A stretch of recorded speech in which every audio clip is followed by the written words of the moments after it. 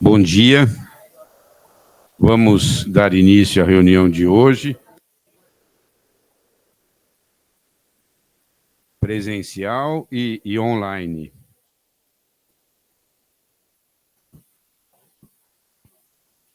Nós temos, eu vou cumprimentar hoje o professor Salomão.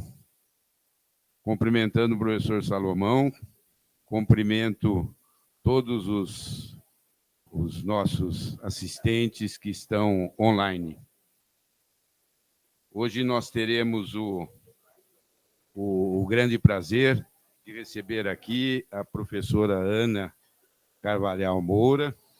Ela é graduada pela Faculdade de Medicina do ABC e fez residência no Sírio-Libanês, de Radiologia, e fez mestrado na Faculdade de Ciências Médicas da Santa Casa de São Paulo, e ela trabalha atualmente também no setor de ginecologia minimamente invasiva no Departamento de Ginecologia Obstetrícia da Santa Casa, junto com o professor Paulo Airosa e a professora Elizabeth Salomão.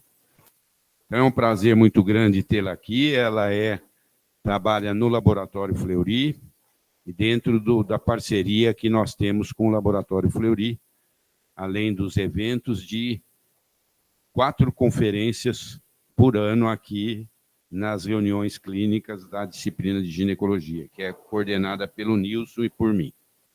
Então, eu nem vou falar, mas é o sistema de classificação dos tumores de ovário que ela vai mostrar aqui para a gente. Olha, muito obrigado mais uma vez pela sua gentileza de estar aqui conosco, viu? Obrigado. Bom, muito bom dia a todos. Agradeço imensamente o convite feito pelo Gustavo, o professor Baracal, o professor Nilson. E queria aqui publicamente agradecer também quem está online, doutor Filassi, doutor Salomão, que trouxeram a minha filhota ao mundo, que estão nos assistindo. Muito obrigada, um beijo para vocês. Então, vamos lá, dar início na apresentação.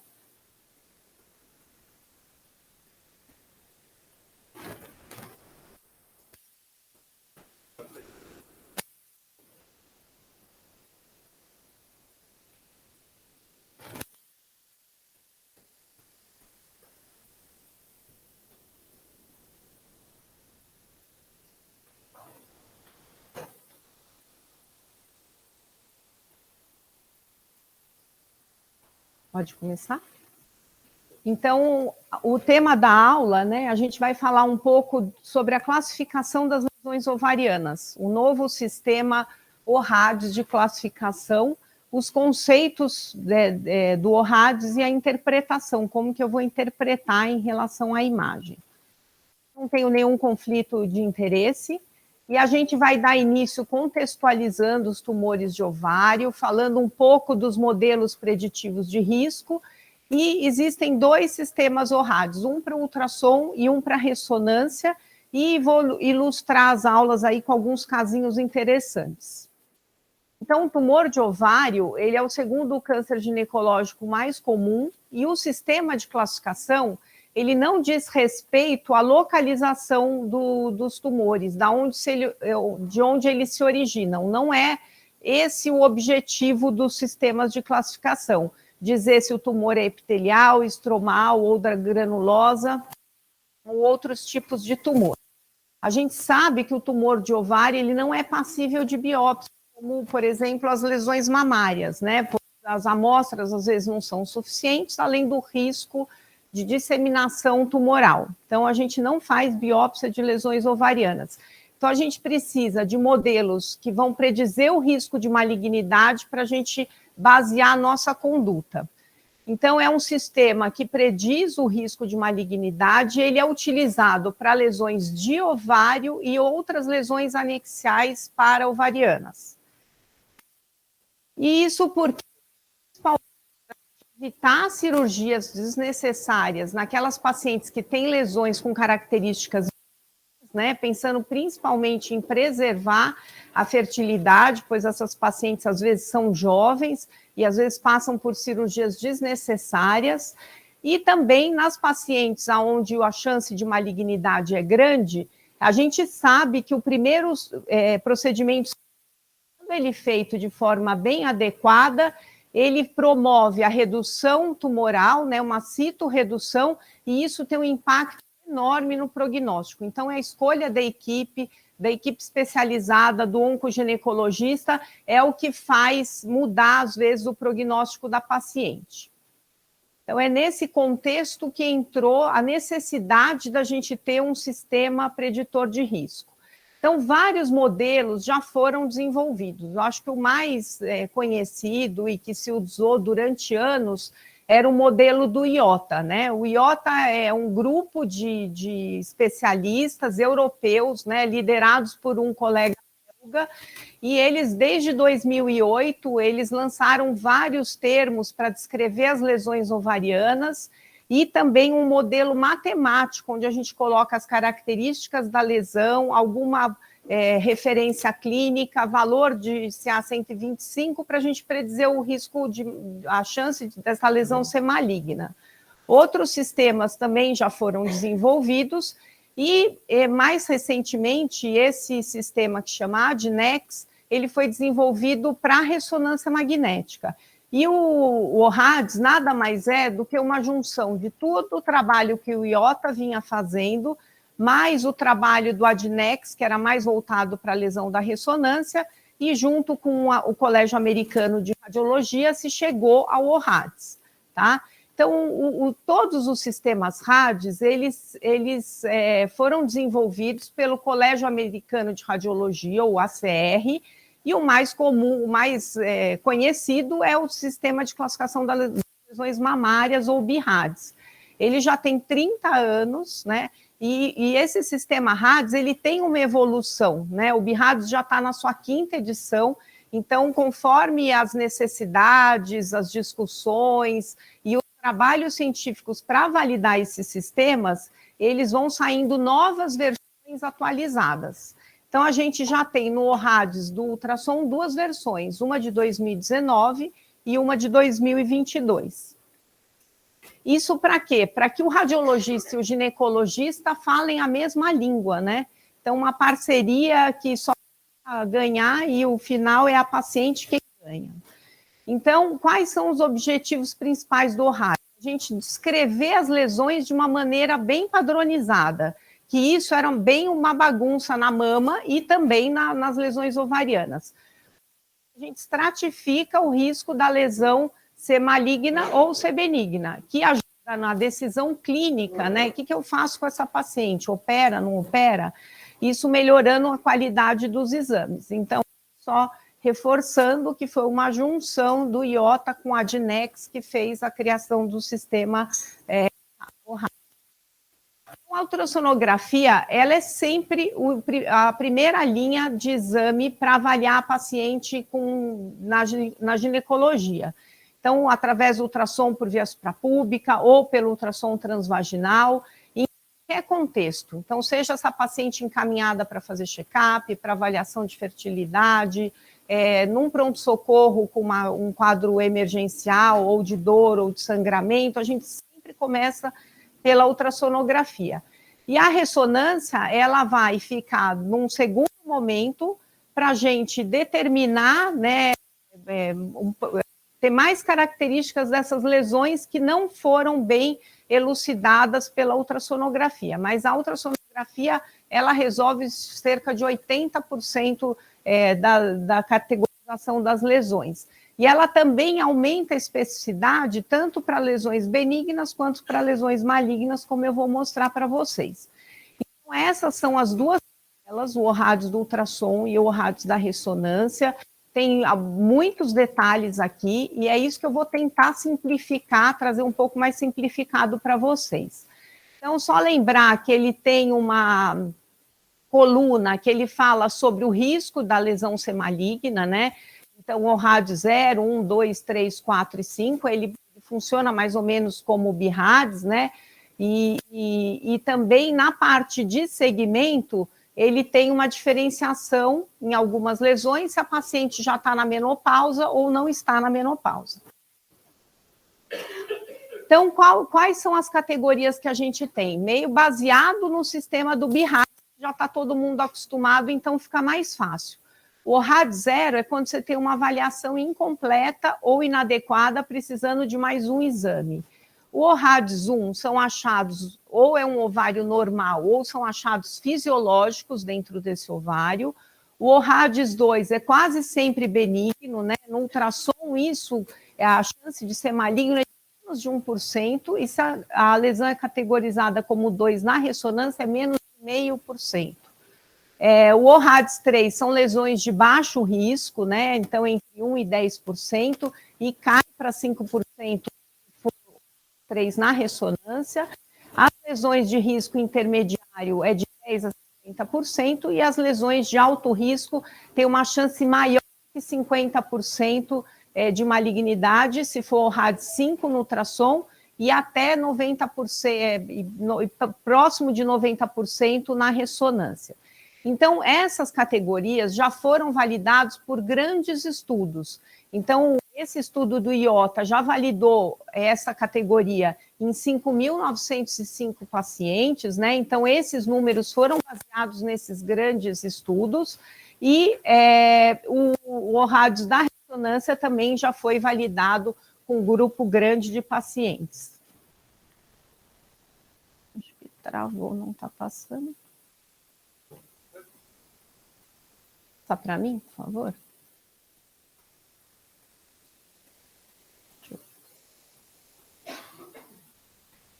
Vou falar um pouco desse termo, cisto complexo. Gente, vamos parar de usar esse termo. O cisto complexo diz tudo e não diz nada. Então, eles falam categoricamente que não é para a gente usar, acho que eu vou ficar aqui para ir passando, para não usar esse termo de cisto complexo. Então, a gente tem aqui um cisto hemorrágico, né, esse aspecto rendilhado, que já não é um cisto simples, então ele é complexo. Um teratoma, que tem várias texturas diferentes, também a gente poderia chamar de cisto complexo. E uma lesão, assim, potencialmente maligna, cística, com conteúdo sólido, bem vascularizado, também é um cisto complexo. Então, não vamos usar esse termo, porque esse termo não prediz malignidade, tá? Então, aboliu o termo cisto complexo, e que a gente usava muito, inclusive eu usei muito. Então, eles lançaram várias tabelas com os descritores. Então, como que a gente vai chamar as lesões? Então, por exemplo, lesão mista não está no descritor, então não vamos usar lesão mista. Então, a gente usa cisto, ou unilocular, ou bilocular, ou multilocular, e são muitas tabelas que eles mostram para a gente, por exemplo, o que a gente chama de folículo, o que a gente chama de corpo lúteo, dando as características da imagem e, eventualmente, alguns sinônimos, né? Então, tem bastante material no site do colégio, e eu vou mostrar um pouquinho para frente aqui para vocês. Então, vamos entrar agora no ORADS do ultrassom, que é o que eu vou esmiuçar um pouco melhor, porque no final é o que a gente lida aí no dia a dia, né? Então, quando que eu vou usar o ORADS? Eu vou usar em todo o exame? É difícil, né? Alguém conhece algum serviço que escreve igual no BIRADS, lá embaixo, todas as pacientes têm um ORADS? É difícil, a gente ainda não está usando assim de rotina na prática clínica, até porque tem uma curva de aprendizado para a gente começar a usar esses sistemas de classificação. Então, eu sou mais de usar caso a caso, né? E a gente deve sempre usar. Se a gente tem uma lesão não fisiológica, se a gente está rastreando uma paciente de alto risco, por exemplo, uma paciente que tem uma mutação, ou se a gente está fazendo um ultrassom para esclarecer uma lesão que já foi vista em outro método. Então, por exemplo, a paciente foi com dor abdominal no pronto-socorro, tem uma lesão cística no ovário, e ela foi encaminhada para o ultrassom para esclarecer um pouco melhor, que a tomografia é ruim para a parte pélvica. Então, eu uso também o sistema ORADS. Em relação às definições, o ACR, ele mostra para a gente algumas definições que a gente tem que saber. Então, ele é usado para lesões ovarianas ou paraovarianas, eu já falei. Se a massa ou se a lesão é de origem incerta, então, por exemplo, eu não sei se essa lesão ela é uma lesão que se origina de um nervo, se é um chivanoma. Se eu não tenho essa definição, eu tenho que abrir mão de um outro método, né? Seja uma toma ou uma ressonância, e a gente não usa o sistema RAD se a gente não tem certeza se a lesão é de ovário ou é paraovariana. A gente deve usar no ultrassom, preferencialmente ultrassom transvaginal, porém, às vezes você faz o exame só por via suprapúbica e se você consegue definir bem as características da lesão, você pode usar também o sistema RADS. Eles definem menopausa como 1 ano sem ciclo menstrual, ok, é o padrão, mas nas pacientes esterectomizadas, eles definem menopausa nas pacientes acima de 50 anos e não usam nada hormonal para definir essa menopausa. Quando a gente mede a lesão, é o maior diâmetro que conta, não são as 3 medidas, mas eles recomendam usar volume, eventualmente, para o segmento dessas pacientes. E quando a lesão é bilateral ou múltipla, a gente pode ter mais de um ORADS, assim como na mama, né? Sendo que a conduta deve ser baseada no ORADS maior. Então, agora eu vou falar rapidamente das categorias. Então, a 0, avaliação incompleta ou inadequada, e a gente repete o ultrassom ou faz uma ressonância. Então, se o ultrassom foi feito por alguém menos experiente, você pode repetir o ultrassom. Agora, se o ultrassom não atingiu o ovário, não conseguiu ver adequadamente o ovário, que às vezes ele tem uma posição mais alta na pelve, não adianta repetir o ultrassom, você tem que fazer ressonância. No ORADS 1, são todos os ovários que não têm lesão nenhum, aspecto normal, ou alterações fisiológicas, que no caso é o folículo e o corpo lúteo. Então, eles definem folículo como todo cisto simples, né? Ou seja, parede fina, conteúdo anecoico, menor que 3 centímetros. Maior que 3 centímetros, a gente já não chama de folículo. E o corpo lúteo, o aspecto típico dele, parede espessa, o contorno meio irregular interno e um fluxo circunferencial no Doppler. Então, eles têm alguns descritores também para o Doppler, não chamar de anel de fogo, e nem de vascularização periférica, eles querem que use o termo fluxo circunferencial. E eu vou falar um pouco sobre as lesões certamente benignas, que isso, às vezes, era bem objeto de confusão. Então, a gente tem 3 lesões ovarianas e 3 lesões paraovarianas que são certamente benignas. Quando menores que 10 centímetros, a gente já categoriza como ovário 2. Como ORADS 2. Então, o teratoma, o endometrioma e o cisto hemorrágico, quando típicos, eles já são ORADS 2, tá? E o cisto paraovariano simples, o cisto de inclusão e a hidrossalpinge também são lesões ORADS 2. Lembrando que se, por acaso, essas lesões fugirem um pouco do normal e medirem mais que 10 centímetros, que não é o mais frequente, não é habitual, a gente categoriza elas como ORADS 3. Por quê? Porque são lesões que necessitam segmento mais a miúde. Em relação às demais lesões, a gente tem 5 categorias principais das lesões ovarianas. Então, a gente chama de cistos uniloculares, e nessa versão de 2022, eles incluíram cisto bilocular, ou seja, se você tem uma septação completa, também é da mesma categoria do unilocular, sem componente sólido ou com componente sólido, e a gente vai falar o que é o componente sólido. Os cistos podem ser multiloculares, quando a gente tem mais de 2 septações, né, 2 ou mais septações, também sem componente sólido ou com componente sólido. E as lesões sólidas são consideradas quando o tecido sólido ocupa mais de 80% da lesão. Então, às vezes, você tem uma partezinha cística, mas se tem mais de 80% de tecido sólido, ela é considerada sólida pela classificação. E eu vou parar um pouquinho agora para falar um pouco do Doppler. Então, o Doppler pode estar presente, né? O fluxo pode ser interno ou circunferencial. E a gente tem 4 categorias para descrever no Doppler como que essa lesão está vascularizada. Então, ou sem fluxo, score 1, ou com fluxo mínimo, score 2, fluxo moderado, score 3, ou fluxo acentuado, score 4. Isso é subjetivo, tá? Então, vai depender muito de quem está examinando o paciente. Mas o mais importante, eu sei que muitos aqui usam ultrassom de rotina ou têm ultrassom no consultório, é saber ajustar a parte técnica do Doppler. Então, eu tenho que diminuir a minha escala, aumentar o ganho de cor, reduzir o tamanho do box, diminuir o filtro. Para quê? Para eu aumentar a minha sensibilidade de detectar fluxo nessas lesões. Porque se você aperta o botão e o seu aparelho não está ajustado, calibrado com essas especificações, às vezes você diz, essa lesão não tem fluxo no Doppler. E se você ajustar os parâmetros, você consegue ver que a lesão é vascularizada. Então, é um erro comum aí de quem faz ultrassom de uma maneira geral.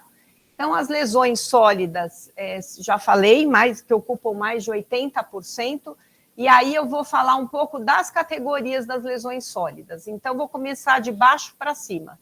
Se o contorno externo é irregular ou lobulado, como, por exemplo, nessa lesão, já é o RAD5, independente se ela tem fluxo no Doppler ou não. E se o contorno for liso? Se o contorno for liso, aí que muda e enrosca um pouquinho.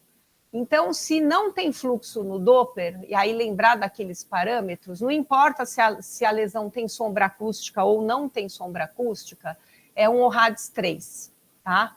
Se ela tem um fluxo mínimo ou moderado, mas tem sombra acústica, ela também é um ORADS 3. Então, a sombra acústica ela é um preditor de benignidade, tá? Foi uma das evoluções aí da primeira versão do ORADS para a segunda versão. Na primeira versão, eles não levavam em conta a sombra acústica posterior, mas o IOTA já provou que quando as lesões têm sombra acústica, que são as lesões fibrosas, ou às vezes os teratomas, a chance de ser benigno aumenta bastante. Então, esse tipo de lesão, com sombra ou sem sombra, com fluxo mínimo ou moderado. Então, é da versão nova que surgiu a questão da sombra acústica. Se a lesão tem um fluxo mínimo ou moderado e não tem sombra, ela vai para 4. Então, olha a mudança que a sombra faz aqui na categoria e na chance da lesão ser maligna. E se tem bastante fluxo na lesão, como por exemplo nesse caso, não importa se tem sombra ou não, ela já vai para o ORAD 5, tá? Então, parece um pouco confuso, mas depois eu vou dar uns facilitadores aí para vocês até o final da nossa apresentação. Então, as lesões císticas, elas podem ser uni- ou biloculadas, né? Lembrando que, às vezes, a gente tem um cistinho dentro de um cistão e isso fala a favor de um cisto que está prestes a ovular, a gente não chama isso de uma loculação, e lembrar que, às vezes, a gente tem 2 cistos contíguos, formando uma lesão meio em 8, e lembrar que quando a gente tem tecido ovariano entre os 2 cistos, a gente tem que dizer que isso são 2 cistos separados, diferente do septo, né, que você tem uma septação bem fina, sem tecido no meio das 2 áreas císticas. As lesões císticas também podem ter componentes sólidos, né, e aí vai aumentando a chance de malignidade. Então, o componente sólido pode estar na parede ou pode estar dentro de uma septação, encostado numa septação, então uma septação com componente sólido, irregular, vascularizado. E o que a gente chama de projeção papilar? Quando a lesão sólida, na altura, ela tem maior ou igual a 3 milímetros. Isso é uma coisa muito importante da gente estabelecer. A gente não mede a base da lesão, a gente mede a altura da lesão, tá? E a gente conta também quantas projeções papilares tem no interior da lesão. De 1 a 3 é uma categoria, mais que 4 é outra categoria, a gente vai ver para frente. Então, a projeção papilar, ela tem líquido em volta das 3 faces, ela está aderida à parede, né? Então, uma das faces não está contornada por líquido, e o líquido está em volta, lembrando da medida maior ou igual a 3 milímetros. Então, se o cisto tem uma projeção papilar ou até 3, ele é o ORADS 4, se ele tem mais que 4, ele é o ORADS 5. Então, quanto mais projeção papilar, maior a chance de malignidade da lesão. E os cistos multiloculares, aí não importa se tem tecido sólido e importa também se tem fluxo no Doppler. Então, se tem pouco fluxo, o RADS 4, se tem muito fluxo, o RADS 5. Gente, a gente não precisa decorar isso tudo, tá? A gente tem uma calculadora para ajudar a gente a fazer esses cálculos. Em relação às paredes internas, também importa se a parede é regular ou irregular, e se a gente tem uma irregularidade na parede que tem menos que 3 milímetros, né, de altura, que a gente já sabe que a gente mede a altura e não a base, então aqui a base é longa, mas a altura é pequena, a gente chama de uma irregularidade na parede e não chama de tecido sólido, tá? O conteúdo interno também, ele entra, né, na categorização das lesões, então se o cisto é anecoico, se tem alguns ecos internos ou se tem algum septo incompleto. Então aqui, se a gente tem sem conteúdo sólido, mas com parede regular menor que 10 centímetros ou RADS 2, irregular ou maior que 10 centímetros ou RAD 3 no unilocular ou bilocular. No multilocular, qualquer cisto multilocular, por si só, ele já aumenta a chance de malignidade. Então, se ele tem regular, pouco fluxo ou menor que 10 centímetros, é 3. Se ele é irregular, tem mais que 10 centímetros ou muito fluxo no Doppler, o RADS 4. E se a gente tem ascite ou nódulos, implantes peritoneais, né, e essa ascite é inexplicada, então não é uma paciente hepatopata e você tem uma lesão ovariana, já passa direto para o RADS 5. Ixi, parou de passar aqui também.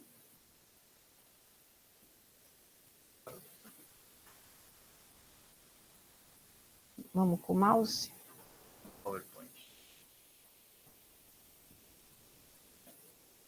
Então já vai para o RADS 5, tá?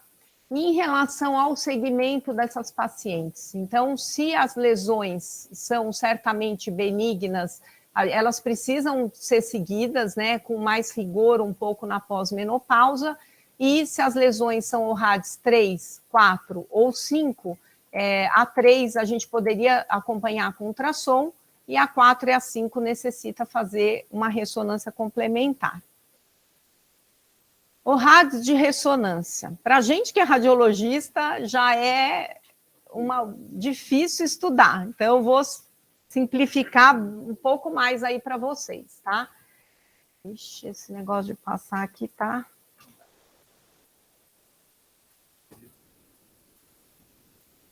muito pesada a apresentação. Então, em relação à ressonância. Então, vão para a ressonância as pacientes que têm lesões indeterminadas no ultrassom, que é mais ou menos 20% das lesões.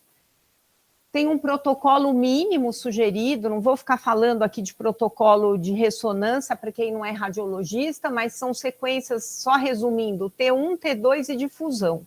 Vou parar rapidamente para explicar o que é essa sequência em difusão, que às vezes vocês ouvem falar e não têm ideia do que isso significa. A sequência de difusão, ela analisa a movimentação das moléculas de água entre as células, não intracelular, intercelular. E quando a gente tem um tecido que é muito celular, por exemplo, na neoplasia, mas também acontece na inflamação, você tem uma redução ou uma restrição da difusão das moléculas de água entre as células. Então, quando você pegar um laudo do radiologista, ele falar tem restrição à difusão, tem uma chance da lesão ser neoplásica, tá? Então, uma sequência muito utilizada no contexto da oncologia. E o contraste é imprescindível para a gente categorizar as lesões do ovário, tá? Sem contraste, a gente não pode usar o sistema RADS. Então, o contraste, ele vai definir se tem tecido sólido ou não. Então, o que a gente define como tecido sólido? Quando capta contraste. E a gente tem umas maneiras de medir essa captação. Ou uma curva de perfusão, melhor, ou um estudo dinâmico que a gente faz uma análise mais visual dessa curva de captação de contraste. A curva de perfusão, ela não está disponível em todos os serviços. A gente precisa de uma workstation especial, um programa para fazer um pós-processamento das imagens. Então, a maior parte dos estudos que vocês recebem foram analisadas com estudo dinâmico e eu vou mostrar o porquê que é importante. Então, aqui é uma curva, quando a gente faz a curva de perfusão, a gente tem esse espectro de curva. Então, a gente tem o realce do miométrio, né? E a gente tem as lesões de baixo risco realçando menos que o miométrio, as lesões de risco intermediário realçam um pouco mais, mas o realce do realce do miométrio, e as lesões de alto risco, elas podem realçar mais ou um pouco menos do que o miométrio, mas elas começam o realce antes. Então, são curvas bem sugestivas de lesões malignas. E se a paciente foi esterectomizada, como que eu vou comparar? Como é que eu vou determinar essa curva? Eu comparo com a musculatura. Então, a gente coloca o ROI, né, a bolinha no miométrio, caso a paciente tenha útero no miométrio externo ou no músculo, e coloca outra bolinha na lesão e o software faz essa análise de como é a curva e a gente interpreta a curva aí dependendo da morfologia dela. E como eu faço essa análise de captação do contraste na escala visual, no estudo dinâmico. Então, se a lesão ela realça pouco e progressivo, é uma lesão de baixo risco. Se a lesão realça pouco e depois sobe a curva, aqui ela está realçando mais, é uma lesão de risco intermediário. Ou quando a lesão realça muito e depois tem um washout, uma queda da captação de contraste, são lesões de risco mais alto. Então, aquela outra curva é melhor, mais específica, mas dá para a gente fazer uma análise só com o visual da curva. Então, as lesões ORADs 3 a 5, que são aquelas indeterminadas, vão para a ressonância e a gente tem mais ou menos essa distribuição. 1/3 não é neoplásico, eram lesões fisiológicas que fizeram algum grau de confusão, 1/3 de benigno e 1/3 de lesões malignas ou borderline. E isso tudo já foi validado nesse estudo com N grande de pacientes. Então, aqui eu trouxe um quadro bem resumidinho para vocês de como são as lesões na ressonância, como que a gente categoriza. Então, se as lesões são císticas, aqui está cortando um pouquinho a setinha, então, cisto unilocular, se tem realce ou não tem realce, dependendo do conteúdo dele, ele é o RADS 2 ou 3. Se você tem um cisto multilocular, ele já vai direto para o 3, tá? Não estou falando de componente sólido, estou falando de lesão cística. Se ele tem componente sólido, aí vai depender, é aqui que a ressonância consegue esmiuçar um pouco melhor o ORADS. Então, se a lesão tem um sinal bem baixo na sequência T2 e não restringe a difusão, isso é característica de lesões fibromatosas, e isso é o RADS 2, essas pacientes não precisam ser operadas. Se a curva de realce são curvas de baixo risco, é o RADS 3, se a curva tem aquele risco intermediário, e a gente pode fazer avaliação tanto na perfusão quanto do dinâmico, é 4, ou quando a lesão tem uma curva de risco alto, é o RADS 5, tá?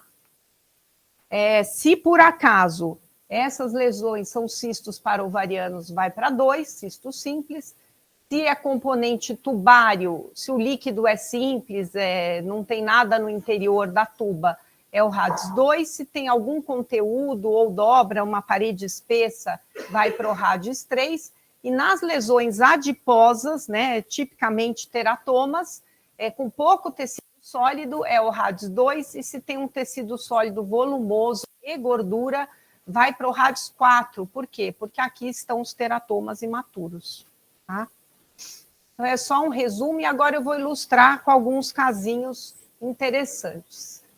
Então, era uma paciente de 43 anos, assintomática, que estava usando Mirena e ela não sabia que fase do ciclo menstrual que ela estava. Então, ela tem uma lesão nodular no ovário, gente, isso é o dia a dia de quem faz ultrassom.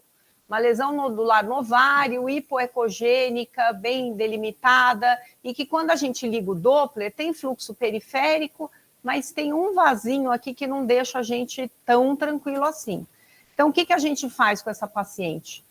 repete o ultrassom ou faz uma ressonância. Então, essa paciente fez uma ressonância 5 dias depois, né? E era só um corpo lúteo. Então, o realce típico do corpo lúteo na ressonância, um ORAD-1, um achado fisiológico, tá? Então, uma dúvida no ultrassom, agora todo mundo precisa ir para a ressonância? Não.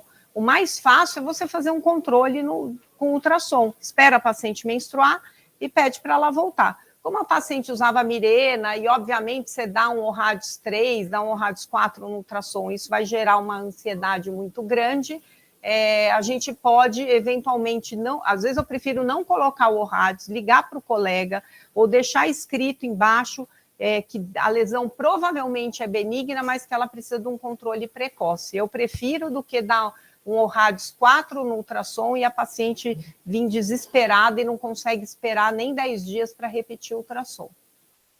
Então, o ORADS 1 aqui, só para a gente relembrar, são os achados fisiológicos, né, o cisto ou o corpo lúteo, e esse caso eu peguei lá da aula de ORADS. No site do ACR tem bastante material interessante, tem aulas, tem tabelas, tem os descritores, e eles mostraram esse caso. Então, uma lesão aqui, será que eles acharam que podia ser um corpo lúteo, tinha um pouco de fluxo em volta, mas tinha um pouco de fluxo dentro. E essa paciente foi operada e era um cisto adenoma seroso borderline. Eu nunca vi um caso uma lesão tão pequena. Eu não sei se a lesão evoluiu e depois operaram ou se operaram ela nesse contexto de uma lesão pequena. Mas eu trouxe só para ilustrar. Duas pacientes com lesões tipicamente benignas, eu vou deixar aqui o vídeo passando. Então, a primeira paciente assintomática, uma lesão típica de um teratoma, né, hiperecogênica, faz essa sombra meio suja, tem essas linhazinhas em volta, né, que geralmente representam os pelos, cabelo dentro do teratoma, ou essa paciente que tinha tido uma dor, estava no período ovulatório, e o ultrassom, isso é muito bacana, porque é um exame dinâmico, a gente mobiliza, vê que isso chacoalha, era um coágulo retraído de um cisto hemorrágico, né? Então, lesões ORADS 2 já sai como 2 tipicamente benignas.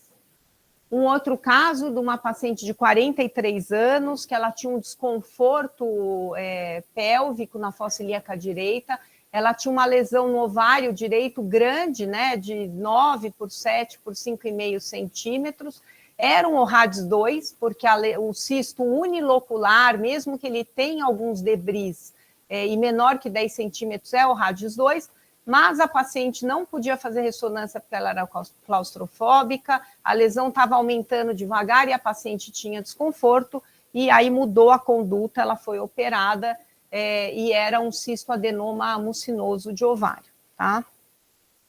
Um outro caso de uma paciente assintomática, menopausada, 63 anos, que tinha uma irregularidade pequena, tinha menos de 3 milímetros de altura no ultrassom, não tinha fluxo no Doppler, um ORADS 3, que tem irregularidade da parede. Ela foi submetida a uma ressonância. O conteúdo, teoricamente, sólido dessa lesão, que nem contrastava quase nada, tinha um sinal bem marcado, um hipossinal bem marcado no T2, isso caracteriza a lesão benigna, e a gente passou para o ORADS 2 na ressonância. Outra paciente, 51 anos, assintomática, ó, como aquela lesão parece aquele corpo lúteo primeiro que a gente viu. Por que não é, né? Porque não tem fluxo, aquela tinha um fluxo periférico, essa não tem fluxo no Doppler. Então, uma lesão hipoecogênica, de contornos regulares, sem fluxo no Doppler, ORADS 3 no ultrassom, a paciente foi encaminhada para ressonância, então lesão preta no T2, né, hipossinal marcado no T2, não restringe a difusão, a gente passa para o ORADS 2, a paciente está em segmento já há 1 ano, sem nenhuma mudança na característica da lesão. Uma outra paciente de 60 anos, assintomática, com uma lesão que antes a gente chamava de complexa e agora a gente sabe que não chama mais. Multiloculada, com componente sólido, e eu não consigo ver se tem fluxo no Doppler ou não no ultrassom. Então, o ORADS 4 no ultrassom, porque é multiloculada e um conteúdo aparentemente sólido. E a lesão na ressonância, ela capta contraste mais ou menos na intensidade do miométrio, que pela curva até poderia a gente deixar como um RADS 4 também, né? Porém, a paciente já tinha implante peritoneal. Então, essa lesão, que o componente sólido nem é tão grande dentro da lesão principal, ela já tem implante peritoneal, já vai para o RADS 5 na ressonância. Era um adenocarcinoma seroso de alto grau e ela está em segmento, foi operada adequadamente pelo oncoginecologista e sem sinal de recidiva. Então, esse agora é o último caso que eu vou mostrar para vocês, mas eu queria explicar que para facilitar a vida da gente, o ACR lançou 2 calculadoras. Essa é um aplicativo que a gente baixa, você coloca lá na lojinha ACR, a American College of Radiology, é um aplicativo que vai te guiar a categorizar as lesões pelo ultrassom. Então, eu nem me preocupo, eu gosto da tabela, olho a tabela, mas eu nem me preocupo em ficar decorando que categoria é cada uma. Eu vou e uso o meu aplicativo, e mesmo quando eu tenho certeza que a lesão é um ORADS, eu dou uma conferida na calculadora, porque é assim que a gente aprende a usar o sistema. E para ressonância é pelo site.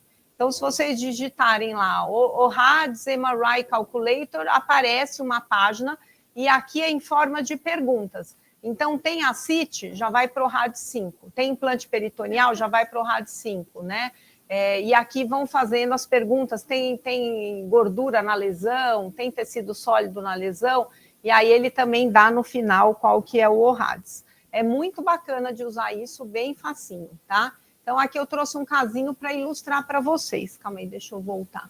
Então, era uma paciente de 56 anos, assintomática, e aqui eu estou usando a calculadora. Pós-menopausa, lesão ovariana, cística, predominantemente cística, não dá para chamar de sólida, porque tem menos de 80%, tem componente sólido, né? Tem projeção papilar, mais que 4 projeções, ó. Eu vou lá para o RADS 5. Essa paciente, ela fez a ressonância, então tinha tecido sólido na lesão, captando o contraste aqui embaixo. Era um ORADS 5 no ultrassom que passou para 4, porque a curva de perfusão não era uma curva de alto risco, era uma paciente que tinha lesões de endometriose e era um tumor seroso borderline e a paciente tinha endometriose na superfície ovariana. Então, o que a gente tem de perspectivas aí futuras, né? Então, validar toda essa categoria em vários centros, e isso que vai fazer com que saiam novas versões atualizadas do ORADS. Às vezes vai mudar também a proposta de segmento, que já mudou da primeira versão de 19 para 22. Se a lesão está estável, se isso vai baixar o ORADS ou não, é só também depois de alguns anos a gente usando o sistema. Então, por exemplo, nódulos mamários, né, que estão seguidos, estáveis há 2 anos, de 3 passar para 2. A gente ainda não tem isso, nem no sistema de tireoide e ainda nem no sistema de ovário, que só vai acontecer quando isso estiver mais maduro, né? Alguns estudos em andamento para melhorar a classificação ORADS na ressonância. E como mensagens finais, que eu queria falar para vocês, o ultrassom sempre o exame de primeira linha, tá? E a ressonância, ela para a gente tirar a dúvida, para usar nessas lesões indeterminadas, e ela aumenta a especificidade dos 2 métodos para dizer se a lesão é benigna ou maligna. Se a paciente é alto risco ou se a paciente tem sintomas, pode mudar a conduta, né? Então, a gente sabe que a clínica é soberana, às vezes a paciente é uma paciente extremamente ansiosa, que não vai saber lidar com um follow-up, então também isso pode eventualmente mudar a conduta. E quando for pedir o exame, né? Quando você está frente a uma lesão de ovário, pedir um ultrassom transvaginal com Doppler, porque a gente viu que o Doppler ele entra no sistema de classificação, e a ressonância de pelve também tem que ser com contraste. Então, assim, se a gente está encaminhando a paciente para fazer ressonância, para ver, por exemplo, endometriose, eventualmente a gente pode fazer sem contraste. para avaliar a lesão ovariana é sempre com contraste, não tem como, é igual de mama, a ressonância de mama sem contraste é para implante, para ver parênquima tem que ter contraste, aqui é o mesmo raciocínio. E quando a lesão é bilateral, ou mais de uma lesão, um ORADS para cada lesão, e se a gente categorizar as lesões na ressonância como 2 ou 3, a chance de maligno é de menos de 2%, tá? Então, isso realmente uniu forças aí do radiologista com o ginecologista, e quem ganha é a paciente, a gente sabendo classificar melhor essas lesões ovarianas. Então, no site do ACR tem bastante material, eles já têm uma página só com material do sistema ORADS, então tem aulas, né, tem a calculadora que você baixa, a calculadora da ressonância, está muito rico o material, e agradeço aí a atenção de vocês e deixo o meu e-mail, se alguém tiver alguma dúvida, estou super à disposição para responder. Obrigada, gente, muito obrigada.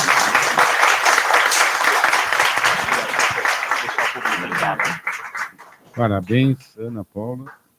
Excelente apresentação. Muito didática, muito clara. Obrigada. E olha, lotado. Obrigada. E também online.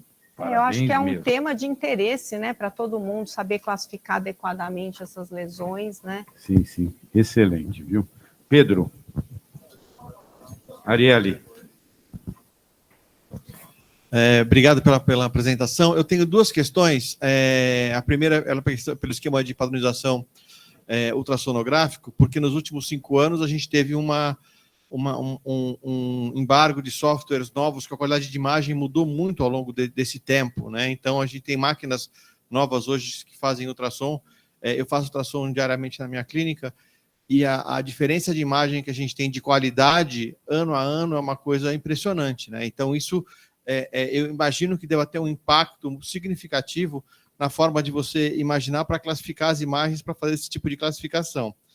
E a outra questão é em função da variabilidade do técnico que está fazendo o exame, da capacidade do técnico de fazer o exame, que vai fazer a interpretação, se a ressonância magnética não seria mais fidedigna, porque você vai ter a capacidade de análise de imagem online, por ser pelo mesmo profissional, e se isso não vai trazer mais segurança no aspecto de você ter a padronização sempre igual daquilo que está se falando. Em relação à qualidade de imagem... Em relação à qualidade da imagem está melhorando, realmente, né? Os aparelhos agora, eu brinco que só faltam falar, né? Você tem um ajuste refinado, você tem uso de harmônica, e por isso que a sensibilidade e a especificidade do ultrassom são altas também, né? E nas lesões que a gente está que existe alguma dúvida, sejam elas da categoria 2 ou da categoria 3, a recomendação é que esse exame seja repetido por um ultrassonografista especialista. E é uma coisa que o colégio americano ainda não definiu muito bem. Então, quem que é esse especialista? Ele precisa ter algum título? Ele precisa ter um número X de exames? Então, no final, não tem uma definição clara ainda. Eu acho que isso vai sair com a evolução aí do sistema ORADS, mas é aquele que está habituado, aquele que faz ultrassom todo dia, aquele que está habituado no manejo das lesões ovarianas. Então, certamente, o especialista, ele aumenta bastante o valor preditivo aí de malignidade ou de benignidade das lesões. Outra coisa, em relação à ressonância, né? A ressonância, eles falam, é um método operador independente, e o ultrassom eu dependo muito de quem está olhando a lesão para mim. Mais ou menos, né? Porque você recebe o laudo, e esse pós-processamento, essa análise detalhada, é difícil para quem está recebendo o laudo fazer isso tudo. Mas a ressonância te permite mandar o caso para um outro colega. Essa é a grande vantagem. O ultrassom você pode fazer um filme, tudo, mas depende muito da mão de quem está fazendo ali na hora. A ressonância te permite. Eu mando o CD, ou agora, né, a maior parte dos exames estão na nuvem, mando o login e senha da paciente e uma outra pessoa mais experiente analisa. Mas certamente isso pega na hora de você classificar as lesões, né? Sérgio. Ana Paula, quando eu peço exame no Fleury, eu não peço exame no Fleury, eu peço exame no Fleury com a doutora Ana Paula Carvalhal. Então, essa questão do especialista, cada um tem os seus médicos de preferência. Quando eu peço no Sírio é outra pessoa, enfim.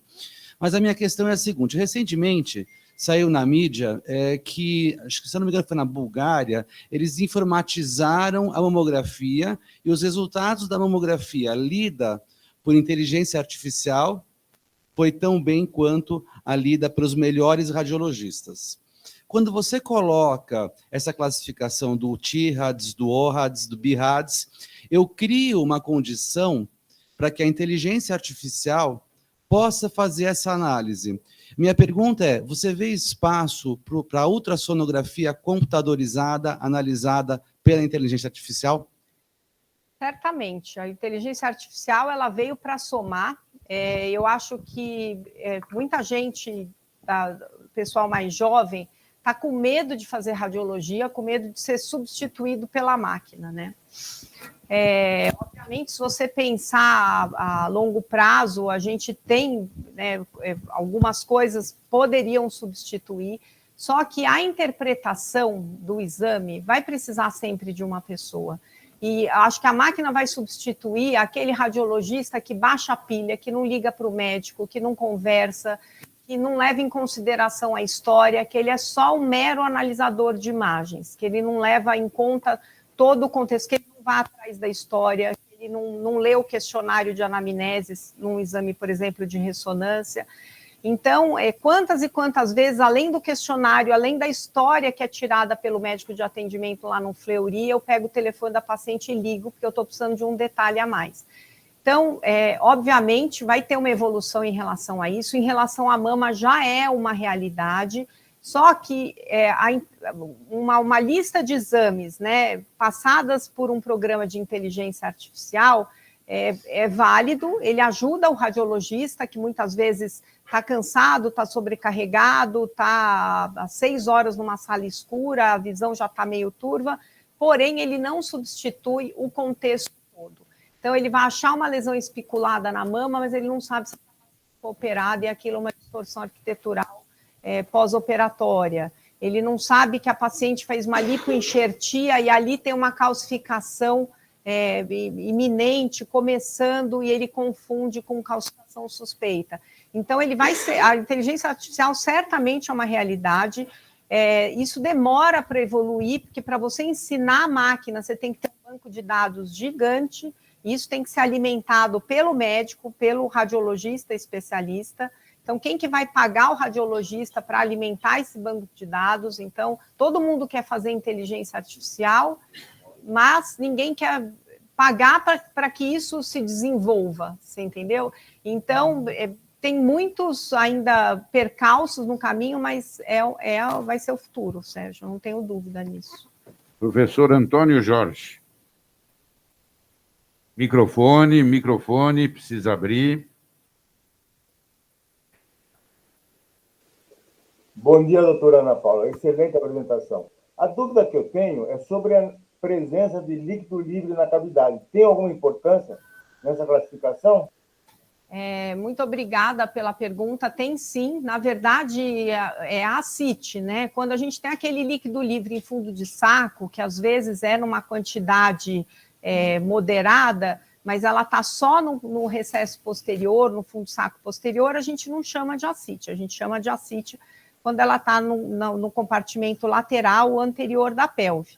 Então, se tem ascite de causa inexplicada e você está frente a uma lesão ovariana, essa lesão sobe na classificação de risco para o RAD5, seja no ultrassom ou na ressonância. Professor Filassi. Microfone. Sim. Oi, Ana Paula, tudo bem? Filassi. Bom dia, tudo bom? Excelente, viu? Muito bom. Eu só fico preocupado porque, assim, você sabe fazer isso aí, né? E leva a sério isso. O BIRADS tem 30 anos e não é tão conhecido ainda por muita gente, né? Então, e aí surgiu o TIRADS, que foi uma coisa semelhante, mas completa. O TIRADS 4 você não precisa biopsiar aí na mama, normalmente. E na mama, você biopsia. Então, virou meio que uma confusão esse Tirades com Birrades. O Orrades parece interessante, parece ser mais próximo do Birrades. Agora, por exemplo, se eu tenho um Orrades 3, qual é o período que eu vou esperar para fazer um exame de segmento?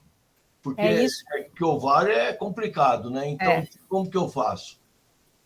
Pois é, o ovário é complicado mesmo, Filácio, até porque né, se a paciente tem um risco, o Orrades 3, né, de 10% de chance de malignidade, para algumas pacientes, ou para a gente que é médico, pode parecer pouco, mas para a paciente é um percentual enorme. Então, eu acho que aí vai muito da conversa com o radiologista. Você define como 6 meses de segmento, e esse segmento tem que ser feito ou por um ultrassom feito por um especialista, e era essa a questão de definir quem é esse especialista, ou a paciente vai para a ressonância. Eu acho, assim, dentro no meio que a gente tem, se a paciente tem acesso, acho que as lesões Orrades 3 têm que ir para a ressonância. Tá? Eu acho que isso ajuda a diminuir a ansiedade. Se continuar o Orrades 3 na ressonância também, poderia seguir em 6 meses. Muitas das lesões vão passar para 2, e se ela subir de categoria para o Orrades 4, aí é fácil, elas têm que ser operadas. Perfeito. Gustavo. Obrigado. Parabéns, Ana. É sempre um prazer, e você foi extremamente feliz em escolher, em nos sugerir esse tema, porque realmente você viu que a sala está cheia, tá todo mundo querendo saber dessa classificação. Parabéns. Eu tenho uma dúvida com relação à questão da complexidade dessas lesões, porque nós temos um trabalho aqui que foi feito pela doutora Cris Anton, com o professor Jesus, professor Baracá e a gente, e até um estudo bastante citado com o HE4, que é um marcador tumoral, e o CA125, para compor aquele índice Roma que a gente fala, basicamente para avaliar as lesões suspeitas, né? Essa abertura do ACR, ela incluiu alguma coisa dos marcadores tumorais? Porque é complicado, né? A amizade entre o radiologista e o ginecologista precisaria aprofundar um pouquinho mais, né? Em benefício da paciente. Pois é, Gustavo. Eu sou uma divulgadora da HI4, viu? Onde eu vou falar de Orrades e de lesão de ovário e tudo, eu falo do marcador, que eu acho que ainda não é de conhecimento, é ainda um marcador que às vezes tem um custo adicional. Em serviço público não faz, eu acho, não sei se vocês fazem aqui no HC, mas na Santa Casa, por exemplo, não tem disponível. Não, a gente não conseguiu implantar ainda. Mas certamente o marcador é um apoio, né? A gente vê as pacientes, por exemplo, lesões indeterminadas no ultrassom, que são direcionadas para ressonância, a paciente chega com o pedido da ressonância e com o pedido dos marcadores, né? Não só o CA125 e o HE4, que vão marcar os epiteliais, mas às vezes o médico já pede todos, alfa-feto, beta-HCG, para pegar as lesões germinativas também. Então, não tem no contexto do Orrades, eu acho que não vai ser incluído isso, mas é uma ferramenta a mais que o ginecologista tem até para decidir, né, o que o Filácio acabou de perguntar, né, o que eu faço com essa lesão Orrades 3, eu vou seguir, não vou seguir? Se ela tem marcador alto, né, acho que talvez mude a conduta, né. Zé Maria. Parabéns pela brilhante exposição e um assunto que é tão importante para a ginecologia. Agora, deixa eu te perguntar, em relação à tomografia, está sendo em desuso, está sendo abandonada? Ela tem alguma utilidade no ovário, ou eu não posso nem pensar nessa tomografia em locais que não tenha ressonância? Para a pelve, a tomografia é bem complicada. Ela não tem resolução tecidual para a gente diferenciar,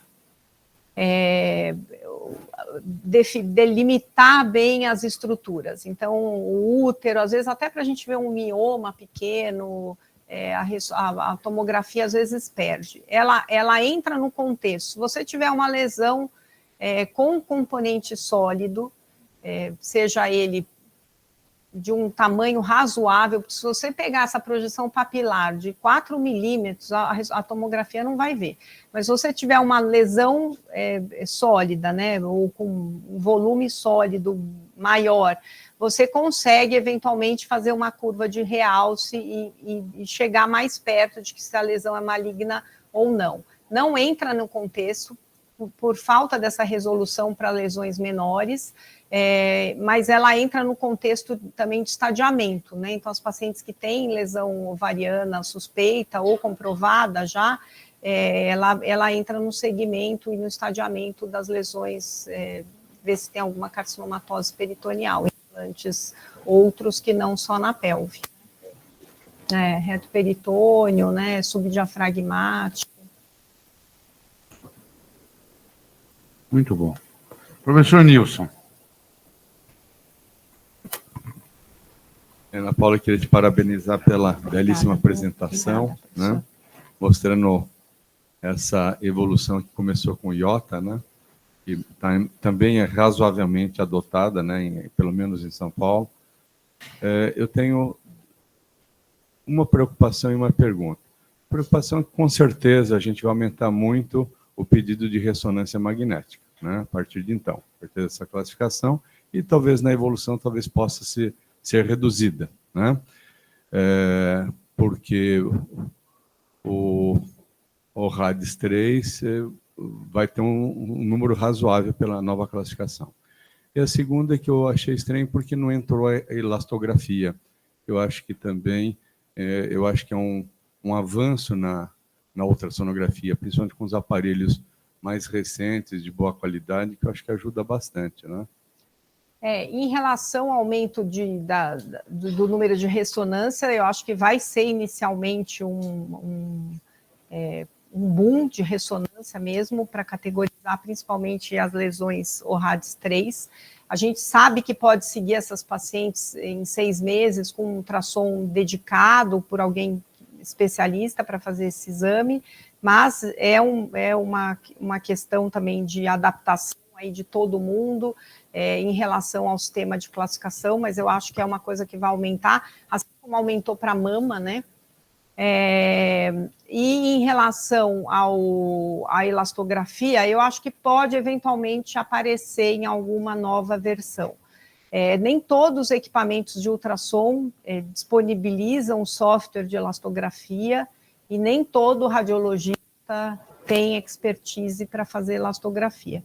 Mas ela pode, às vezes, ajudar a definir se a lesão é sólida ou não é sólida no ultrassom e aumentar um pouco a especificidade da ultrassonografia. Eu acho que pode acontecer de vir em novas versões aí. Está só começando, né, o ORADS. Eu vou só reforçar um pouquinho o que o Nilson colocou com relação à demanda de ressonância. Então, talvez a gente pudesse também, como mensagem, como você colocou, o primeiro exame realmente é o ultrassom. Um ultrassom bem qualificado, bem feito, executado. Né? E nos casos onde realmente tiver uma suspeita maior que não puder esperar um controle ultrassonográfico, aí sim a ressonância. E a demanda vai ser grande. Vai ser grande. E hoje, para fazer uma ressonância, é 2, 3, 4 meses. Às vezes demora para marcar.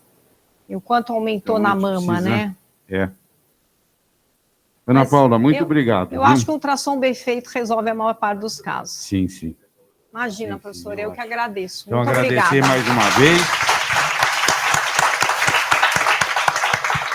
E temos agora um café oferecido pelo Fleury, sem radiação nenhuma.